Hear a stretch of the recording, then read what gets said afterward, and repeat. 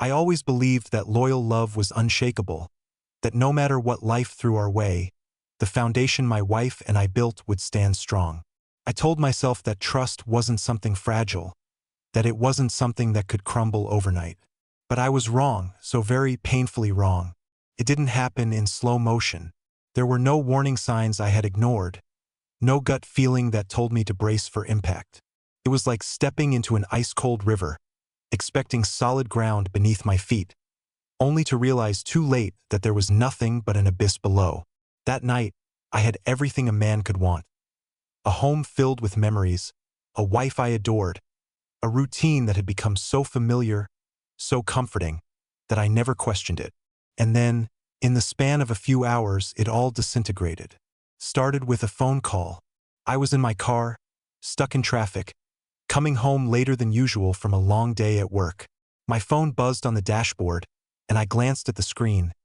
Dale, one of my oldest friends, a guy I hadn't spoken to in months. I answered, expecting small talk, maybe an invitation to grab a beer. What I got instead was a single sentence that changed my life. "Harlan, I need to tell you something. It's about Marjorie." There was something in his voice, something strained. My hands tightened on the wheel as my mind scrambled to make sense of it. "She's at the Wexley Hotel, room 214. I almost laughed.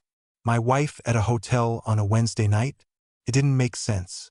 She was supposed to be at home. She had told me she was feeling under the weather, that she was going to bed early.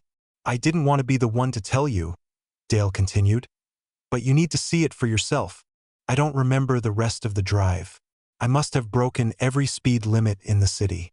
My thoughts were a hurricane of denial and dread. There had to be some explanation, a mistake, a misunderstanding. But as I pulled into the hotel parking lot, my stomach clenched.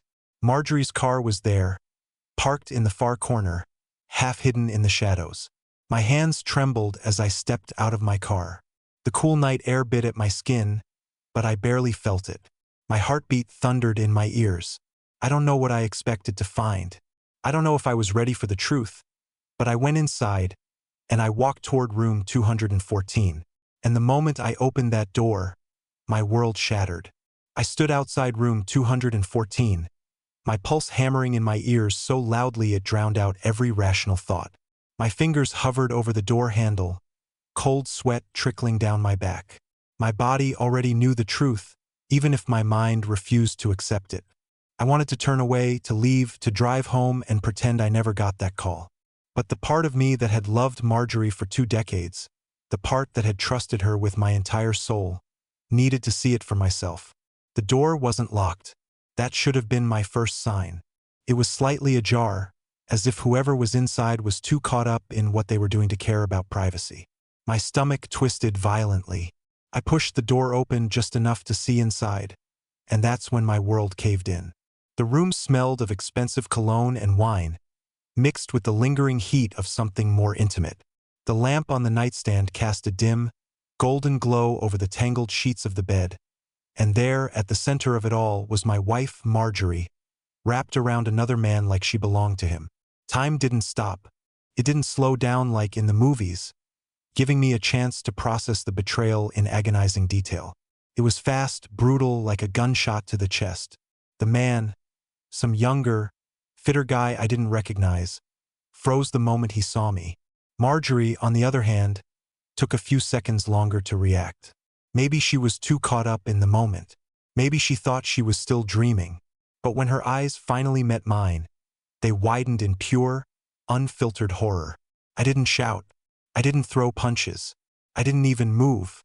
I just stood there, gripping the door frame so tightly my knuckles turned white, trying to breathe past the burning sensation in my lungs. "Harlan," Marjorie scrambled to grab the sheets, her voice shaking. This isn't what it looks like." I almost laughed. That old cliché. That's all she had? 20 years of marriage, and that was the best she could come up with? My throat was dry when I finally managed to speak. "Then what is it, Marjorie?" My own voice sounded foreign, hollow. "Because from where I'm standing, it looks exactly like what it is." She opened her mouth, then shut it. She knew there was no excuse, no lie that could smooth this over. And then, for reasons I still can't comprehend, she started crying. Not tears of regret, not tears of someone who had just been caught committing the ultimate betrayal. No, these were tears of frustration, of inconvenience, as if I had just walked in and ruined her perfect little moment. And that was what broke me. I turned and walked out. I didn't run. I didn't slam the door. I just walked, my entire body numb. The hallway blurred around me. The walls, the lights, the faint sound of distant conversations. It all faded into the background. I stepped into the elevator and pressed the button for the lobby, my hands trembling so hard I could barely make a fist. By the time I made it outside, the night air hit me like a slap. The cold was sharp, but it wasn't enough to wake me up from the nightmare I had just stepped into. Marjorie, my Marjorie, the woman who held my hand through my father's funeral, the woman who stayed up all night with me when I was sick, the woman I had shared a life with for 2 decades. She had thrown it all away. And for what? A cheap thrill? A man whose name she probably barely even knew? I got into my car, gripping the steering wheel like it was the only thing anchoring me to reality. My wedding ring caught the dim glow of the street lights, and suddenly, it felt like a handcuff. I yanked it off and tossed it onto the dashboard, my chest heaving. I could have gone home. I could have gone to a bar. Instead, I just sat there, staring at the dashboard, trying to make sense of something that would never make sense. My phone buzzed in my pocket, snapping me out of my daze. I pulled it out, and sure enough, Marjorie's name was flashing across the screen. I ignored it. A second later, another text. Harlan, please talk to me. Let me explain. Explain? Explain what? How do you explain 20 years of trust being obliterated in an instant? How do you explain the fact that I had been home alone that night, thinking about what to cook for dinner, while she was tangled up in another man's arms? I exhaled slowly, willing myself to think clearly. But the more I thought, the worse it got. I had spent 2 decades believing in a love that never truly existed. And now I had no idea what came next. I sat in my car for what felt like hours, my hands gripping the steering wheel so tightly my knuckles ached. My mind was a battlefield, thoughts clashing violently against each other. One part of me wanted to drive home, lock the door, and pretend none of this had happened. Another part of me wanted to storm back into that hotel, drag Marjorie out, and demand an explanation, though I knew deep down that nothing she could say would undo what I had just seen. The phone buzzed again, another message from her. I refused to look at it. I knew if I read her words, it would only enrage me further. I needed space, needed to breathe, but even the air around me felt suffocating. My entire world had just been turned upside down, and yet here she was, still trying to talk her way out of it. I clenched my jaw so tightly it hurt. The betrayal burned inside me, but beneath the rage, beneath the shock, was something far worse. A hollow, gaping emptiness. 20 years. That's how long I had been blind. I had spent half my life with a woman I no longer recognized. And if I was honest with myself, I didn't know if I ever truly knew her at all. I needed answers, but I wasn't about to get them from Marjorie. Not now, not like this. I turned the key in the ignition, the engine roaring to life, and pulled out of the hotel parking lot. But I didn't drive home. Couldn't. Home wasn't home anymore. Instead, I found myself heading toward the one place that had always felt like a safe haven, my sister's house. By the time I arrived, it was past midnight. The neighborhood was quiet, every house dark except for one. The porch light of my sister's home casting a warm glow on the pavement. I sat in the car for a moment, staring at the familiar door, my hands still shaking. I hadn't planned on coming here, but something inside me had pulled me in this direction. Maybe I just needed to be somewhere where the walls weren't tainted by Marjorie's lies. I knocked once, twice, and before I could knock a third time, the door swung open. Iris stood there, wrapped in a blanket, her dark eyes narrowing in confusion. "Harlan?" she said, rubbing sleep from her face. "What are you?" She stopped mid-sentence, taking one look at me and frowning. What happened? I opened my mouth, but no words came out. How was I supposed to say it? How was I supposed to put this into words? She didn't wait for an answer. Without hesitation, she stepped aside, letting me in. The warmth of the house hit me instantly, contrasting the icy numbness inside me. I had always been close with Iris, closer than most siblings usually were. She was younger than me by 6 years, but she had this way of seeing through people, of knowing when something wasn't right. She didn't push me to speak. Instead, she walked to the kitchen, poured me a glass of water, and set it on the table in front of me before sitting down across from me. "Tell me," she said softly. And just like that, the dam broke. I told her everything. The call from Dale, the hotel, the door, the sheets, the look on Marjorie's face when she saw me standing there. I spoke like a man possessed, the words spilling out of me faster than I could control. And Iris, she just listened. When I finally stopped, the room fell into silence. Then she exhaled slowly, her fingers tightening around the mug in front of her. "I always knew she was selfish," she murmured. "But I didn't think she was this cruel." I blinked at her. "What?" She hesitated for only a second before shaking her head. "I never wanted to say anything, Harlan. I thought you were happy, and I didn't want to be the person who planted doubt in your mind. But Marjorie, she always had this way of making everything about her. I saw it over the years, but you never did. Or maybe you didn't want to." A fresh wave of nausea rolled through me. Had I been blind all along? Had everyone seen what I refused to acknowledge? I ran a hand down my face, exhaustion settling into my bones. "I don't know what to do, Iris. I don't know where to go from here." She leaned forward, her gaze steady. "You don't talk to her tonight.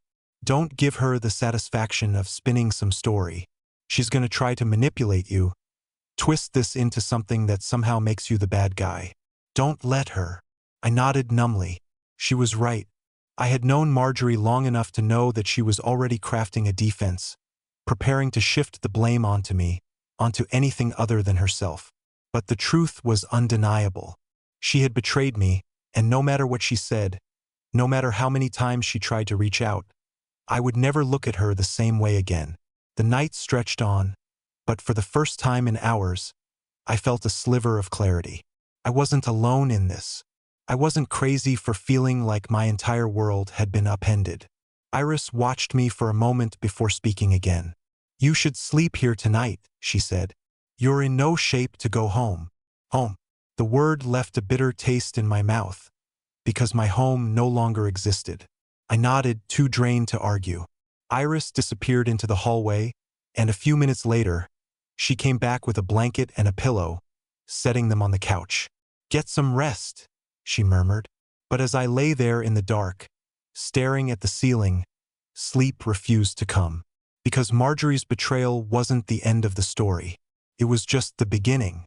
I barely slept. I lay on my sister's couch, staring at the dark ceiling, listening to the faint hum of the refrigerator and the occasional creak of the house settling. My body was exhausted, my mind battered, yet sleep never came. Every time I closed my eyes, I saw Marjorie. Her startled expression, the way she fumbled to cover herself, the way her lips parted as if she actually thought she could explain away what she'd done. But the worst part wasn't the betrayal itself.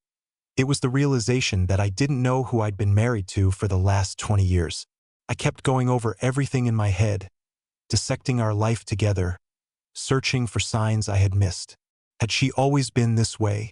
Had she been unfaithful before? Had our entire marriage been a lie? Or was it just this moment that had shattered it all? I thought of our anniversary trips, the quiet Sunday mornings, the nights we lay in bed whispering about the future. Were those memories tainted now? Was any of it real? At some point, I must have dozed off because the next thing I knew, I was waking up to the smell of coffee. My neck ached from sleeping on the couch, my thoughts still tangled in the fog of disbelief. I sat up slowly, running a hand down my face, trying to shake the heaviness from my chest. Iris was already in the kitchen, pouring a second cup of coffee, her expression unreadable. She slid the mug across the table toward me before leaning against the counter with her arms crossed. "You look like hell," she said bluntly. I let out a dry chuckle, though there was no humor in it. "Feel like it too." She didn't say anything for a long moment, just studied me, waiting. She knew I wasn't the type to spill my feelings easily, but after last night, there was no point in pretending everything was fine. I took a sip of coffee, the bitterness jolting me fully awake. I don't know what to do, I admitted. I don't even know where to start. Iris sighed and pulled out the chair across from me. You have a few choices, Harlan. You can confront her, let her talk, but that's just going to be her trying to manipulate the situation. You can go straight to a lawyer, get your ducks in a row before she has the chance to twist things. Or, she hesitated, choosing her words carefully, you can take some time to figure out what you really want. What I wanted. That was the problem. I wanted my old life back, the life I thought I had. I wanted to wake up and realize this was some cruel, elaborate dream. But that wasn't reality. Reality was that my wife had cheated on me in a cheap hotel room, and I had no idea why. The sharp buzz of my phone cut through my thoughts. I pulled it out of my pocket, my stomach twisting when I saw Marjorie's name.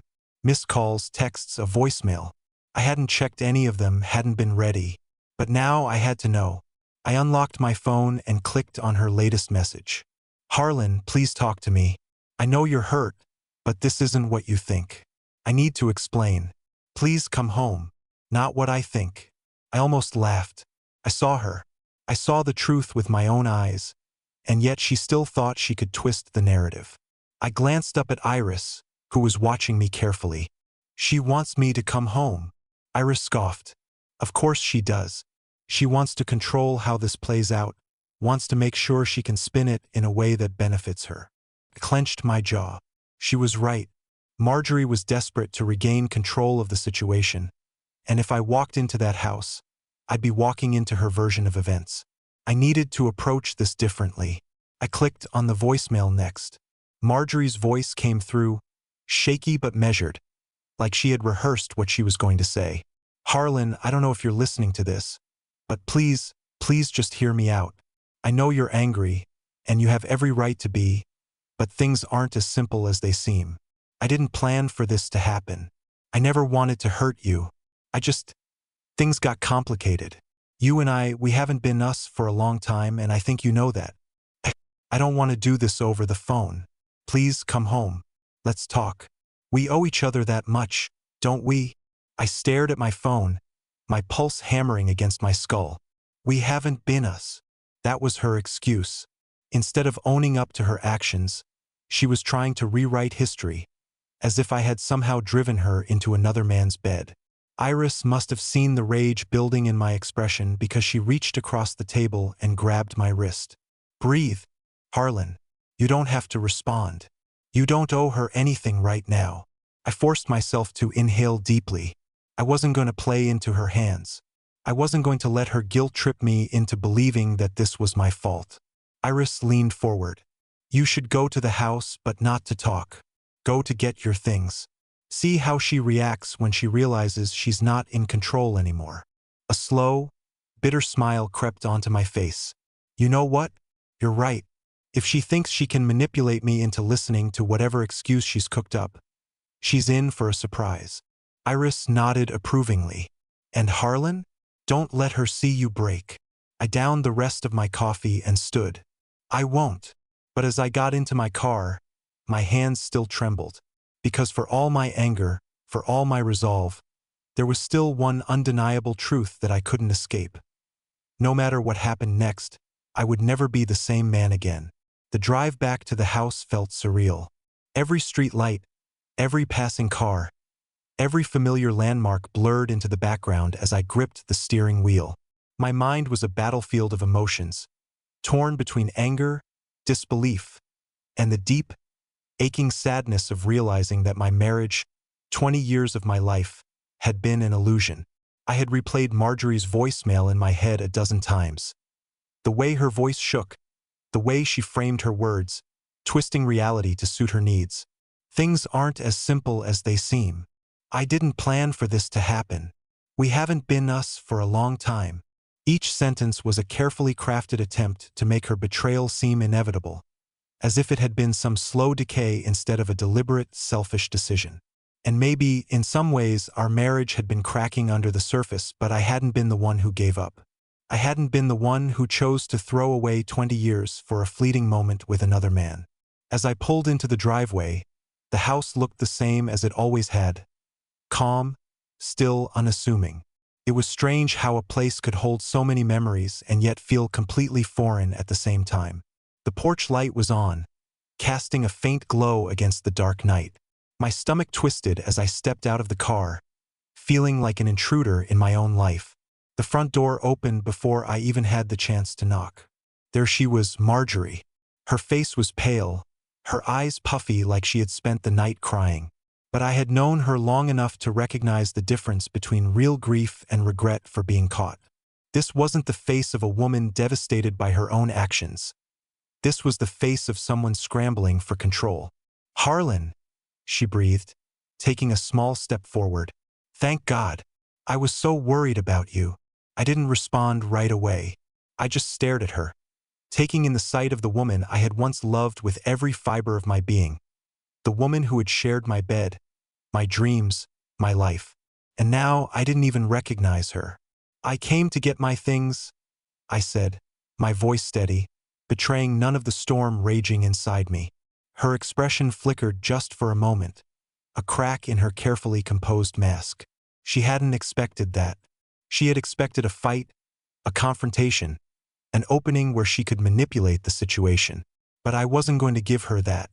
"Harlan, please," she said, her voice trembling just enough to sound convincing. "Can we talk first? Just sit down with me for a minute. Let me explain." I let out a slow breath through my nose. "Explain what, exactly? That you lied? That you betrayed me? That while I was at home thinking everything was fine, you were at a hotel room with another man?" She winced at my words, but I wasn't going to soften them for her. Not anymore. "It's not that simple," she insisted, shaking her head. "I never meant to hurt you." I let out a humorless chuckle. "You didn't mean to hurt me? You made a choice, Marjorie. A choice that you knew would destroy everything we built. And now you want to act like this just happened?" She swallowed hard, her eyes darting around like she was trying to find the right words. "I was lonely," she admitted, her voice barely above a whisper. "We've been distant, Harlan. You have to see that. I needed to feel wanted again." There it was, the justification, the attempt to shift some of the blame onto me, as if my lack of attention had somehow forced her into someone else's bed. I stared at her, feeling a cold detachment settle over me. "Do you hear yourself? Do you hear how selfish that sounds? You felt lonely, so instead of talking to me, instead of trying to fix whatever was wrong, you decided to cheat. That was your solution." She bit her lip, and for the first time, I saw something real flicker in her eyes. Not love, not guilt, but fear. Fear of what came next. Fear of losing the life she had taken for granted. "Harlan, please," she whispered. "We can work through this. I love you." My chest tightened. She loved me? The words felt hollow, meaningless. Once, those words had been my anchor. Now, they were nothing more than a desperate plea from a woman who was watching her carefully built world crumble. I took a step back. "Love? You don't get to use that word. Love isn't just saying it, Marjorie. Love is choosing someone every single day. And you," I exhaled sharply, shaking my head. "You made your choice." Tears welled in her eyes, and for a moment, I thought she was going to reach for me. But she didn't. She just stood there, shoulders slumped, defeated. I didn't say another word. I walked past her into the house, the familiar scent of our home wrapping around me like a cruel reminder of what I had lost. I moved through the rooms, grabbing my belongings, stuffing them into a bag without care.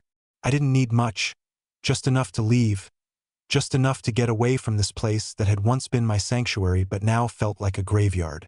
As I walked back toward the door, Marjorie stood frozen in the hallway, watching me with wide, desperate eyes. "So that's it," she whispered. "You're just leaving?" I paused, gripping the door handle. I turned to face her one last time, searching for anything that might make this hurt less. But there was nothing, no trace of the woman I had fallen in love with, just a stranger wearing her face. "I don't know who you are anymore," I said quietly, "and I'm not going to spend another 20 years pretending I do." With that, I stepped outside, closing the door behind me. And for the first time since that phone call, I finally felt free. But deep down, I knew this wasn't the end. Not even close. I drove away from the house, gripping the steering wheel so tightly my knuckles turned white. The echoes of Marjorie's pleading voice still rattled in my skull like a relentless storm that wouldn't pass. "We can fix this. I love you. We haven't been us for a long time." Lies, excuses, desperation. But none of it changed the simple truth. I had walked away. I had left behind the life I spent 2 decades building, and now I had no idea what came next. The night swallowed the road ahead, the street lights blurring into streaks of orange as I sped toward nowhere in particular. The weight of everything pressed against my chest, heavy and suffocating.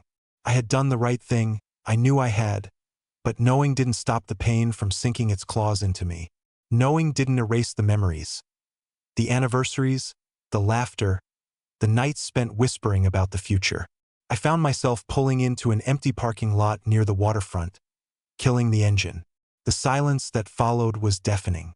I let my head rest against the steering wheel, inhaling deeply, trying to force some clarity into my thoughts.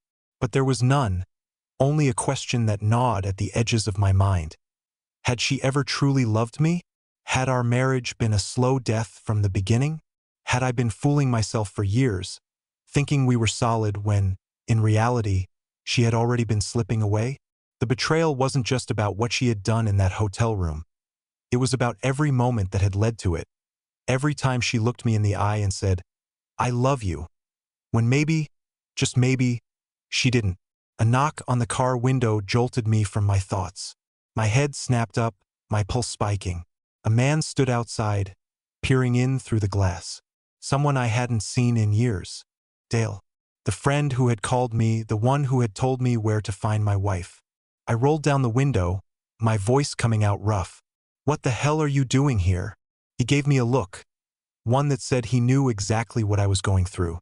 "I figured you'd end up somewhere like this." He motioned toward the passenger seat. "Mind if I?" I hesitated for a moment before nodding. Dale climbed in, exhaling sharply as he leaned back. "So," he said after a beat, "did you do it? Did you walk away?" I ran a hand through my hair, letting out a dry laugh. "Yeah, I did." He nodded like he had expected that. "Good." That surprised me. I turned to him, frowning. "Good? You sound like you saw this coming." Dale sighed, rubbing his jaw. "I did, Harlan. Maybe not the way it actually happened, but man, I've known you a long time, and I've watched the way she treats you, the way she's always taking you for granted. You didn't see it because you didn't want to, but I did." His words hit me like a punch to the gut. "Why the hell didn't you say anything?" He gave me a sad smile. "Would you have believed me?" I opened my mouth to argue, but the truth settled over me like a weight. No, I wouldn't have. I would have defended Marjorie. I would have brushed it off, called it paranoia, because I had wanted to believe in her. I leaned back in my seat, staring at the dashboard. "I don't know what to do now, Dale." He shrugged. "You start over. You figure out who you were without her." That sounded simple, but the reality was anything but. I had spent 20 years as Marjorie's husband. That was my identity. I didn't know who I was outside of that. Didn't know how to move forward when my entire future had been ripped out from under me. Dale seemed to read my mind. "Look, you don't have to figure it all out tonight. But one thing's for sure. You can't let her pull you back in." I scoffed. "Already trying." He raised an eyebrow. "How?" I pulled out my phone and showed him the unread messages. More texts, more voicemails, more attempts to reel me back in. Dale let out a low whistle. "She's panicking." I nodded. She didn't expect me to leave. She thought I'd stick around, let her explain, maybe even forgive her. "Would you have?" The question made my stomach churn. "A few hours ago? Maybe. Maybe if she had looked me in the eye and told me the truth instead of scrambling for excuses. But now, after hearing her try to shift the blame, try to justify what she did. No, I said firmly. I wouldn't. Dale nodded approvingly. Then don't respond. Let her sit in it. Let her realize she lost you. I stared at my phone for a long moment before doing exactly that. I powered it down. For the first time in hours, I felt the smallest fraction of control return to me. Dale clapped a hand on my shoulder. You need a place to crash? I shook my head. I'm staying at Iris's. He chuckled. Good. She won't let you do anything stupid. I smirked. Like go back to Marjorie? Exactly. We sat in silence for a while, the weight of everything still pressing against me, but not as suffocating as before. For the first time since this nightmare started, I realized something. I was free. I didn't know what came next, I didn't have all the answers, but I wasn't trapped anymore. And maybe, just maybe, that was enough for now. The night air was crisp as I sat in my car, the hum of passing traffic in the distance barely registering in my mind. Everything still felt surreal, like I was watching my own life unfold from the outside. Even after talking with Dale, even after making the decision to walk away from Marjorie, the weight of 20 years didn't just disappear overnight. I had driven aimlessly for an hour after leaving Dale, passing familiar streets, old landmarks, places that held pieces of my past. The coffee shop where Marjorie and I had spent our early mornings before work. The park where we used to walk hand in hand dreaming about a future we never truly had. The little diner where we celebrated small victories, where she laughed at my terrible jokes and made me believe we were invincible. Now, those places felt haunted, tainted. They weren't symbols of love anymore. They were reminders of my blindness. I had spent 2 decades believing I knew my wife, believing we were partners, equals. But now, in the cold silence of my car, I saw the cracks I had ignored for years. The way she had slowly withdrawn, the little lies that I had dismissed, the distance that I had chalked up to stress or routine. I had been blind because I had wanted to be. With a deep sigh, I finally turned the car toward my sister Iris's house.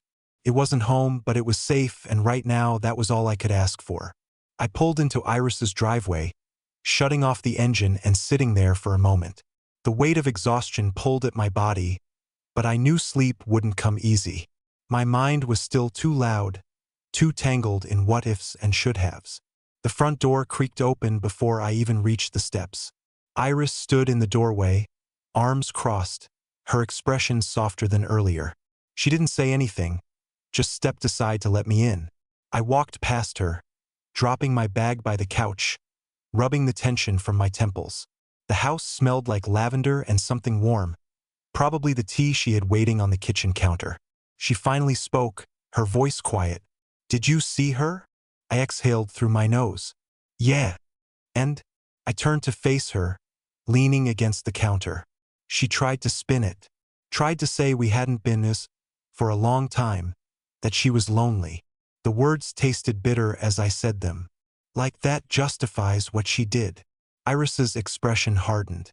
Of course she did.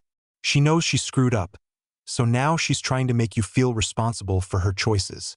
I nodded, rubbing my jaw. I didn't let her. I told her I wasn't staying, took what I needed, and left. She studied me for a long moment before sighing. You did the right thing. I let out a dry laugh. Then why doesn't it feel like it? Iris stepped closer, her gaze steady. Because you spent 20 years loving someone who didn't deserve it. That kind of betrayal doesn't just go away in a night, Harlan. I swallowed the lump in my throat, looking away. I just don't know who I am without her. Iris placed a hand on my shoulder, squeezing gently. Then it's time to find out. Sleep came in restless waves, broken by flashes of memories I couldn't escape. Marjorie's smile on our wedding day, the way she used to fall asleep on my chest, the sound of her laugh when she was truly happy, the way her face had looked in that hotel room when she realized she had been caught. When morning finally arrived, I forced myself out of bed, moving on autopilot. The house was quiet, sunlight spilling through the curtains, painting the walls in soft gold. For a brief moment, I could almost pretend everything was normal. But then reality set in. I wasn't waking up in my own bed. I wasn't waking up next to my wife. I was waking up in my sister's house, starting a life I never planned for. I sat at the kitchen table, sipping the coffee Iris had left for me, staring at my phone. I had turned it off the night before, unwilling to deal with Marjorie's desperate messages. But now, curiosity got the better of me. I powered it on, and immediately the notifications flooded in. Missed calls 13. Voicemails 5. Unread messages 21. I hesitated for only a moment before opening the first text. Marjorie. Harlan, please just talk to me. I scrolled down. Marjorie. I know you're hurt, but we can fix this. Please come home. Marjorie. I can't believe you're ignoring me after everything we've been through. After 20 years. I clenched my jaw. She still didn't get it. I opened the voicemails, pressing play on the first one. Her voice was shaky, but not with guilt, with frustration. Harlan, I don't understand why you won't just talk to me. We owe each other that much, don't we? I made a mistake, but that doesn't erase what we have. Please, just please come home. I deleted it. The second one was similar, more pleading, more manipulation. I deleted that one too. The third voicemail, though, this one was different. Harlan, I don't know what you're trying to prove by ignoring me, but this is childish. You're being dramatic. We're adults, we can work through this. But if you think walking away is going to make me the bad guy, you're wrong. I'm not going to let you just abandon our marriage like this. I stared at the phone, my pulse thrumming in my ears. Abandon? I was the one abandoning our marriage? I was the one being dramatic? My grip tightened around the phone, a wave of cold fury washing over me. She wasn't apologizing. She wasn't acknowledging what she had done. She was angry because she wasn't getting her way. That was all I needed to hear. I blocked her number, and just like that, a weight lifted. It wasn't over yet. There was still the matter of divorce, of untangling 20 years of life together. But for the first time since that phone call from Dale, I felt like I had taken a step forward. I wasn't looking back anymore. I was done. And Marjorie? She was finally going to feel what it was like to be left behind. For the first time in what felt like forever, I woke up feeling light. There was no immediate pressure on my chest, no sickening weight of betrayal twisting my stomach. The moment I opened my eyes, the world didn't feel like it was crumbling anymore. It wasn't perfect, not by a long shot, but it was mine again. It had been 2 weeks since I blocked Marjorie's number, 2 weeks since I had last heard her voice. I hadn't responded to her emails, hadn't acknowledged the messages she left through mutual friends, and I had ignored every attempt she made to run into me at places she knew I used to go. She was spiraling, desperate to regain control over a situation she had lost the moment I walked out that door. But the truth was, I didn't care anymore. In those 2 weeks, I had started rebuilding myself. It wasn't easy. 20 years is a long time to untangle from someone, but I wasn't doing it alone. Iris had been my rock, reminding me every day that this wasn't the end, just the beginning of something new. Dale, too, had stuck around, making sure I didn't drown in my own thoughts. And somewhere along the way, I had started living again. I had moved into my own place, a small apartment, nothing fancy, but mine. A space that didn't smell like Marjorie's perfume, that didn't have echoes of our past in every corner. I had started going to the gym again, rediscovering the parts of myself I had neglected. I had even reconnected with an old hobby, photography, something I hadn't touched in years because Marjorie always made me feel like it was a waste of time. And today was a good day. I sat at a cafe, sipping my coffee, watching the world go by. The sun was shining, the air was crisp, and for the first time, I wasn't looking backward. My phone buzzed on the table, and I glanced at the screen. Not Marjorie. Instead, it was a text from a number I had saved just a few days ago. Hey Harlan, hope your morning's going well. Let me know if you're still up for that walk later. A slow smile crept across my face. Her name was Lena. We had met at the gym, an easy conversation that turned into a few shared coffee breaks, then a genuine friendship. She wasn't a distraction. She wasn't some rebound. She was simply someone who didn't know me as Marjorie's husband, and that alone felt like freedom. I took a deep breath, staring at the message for a moment before replying, "Wouldn't miss it. See you at 3. As I put my phone down, I realized something. I had survived. I had walked through the fire, through the betrayal, through the darkest moments of my life, and I had come out the other side stronger. Marjorie had destroyed our marriage, but she hadn't destroyed me. She was my past, and now I was finally ready for my future.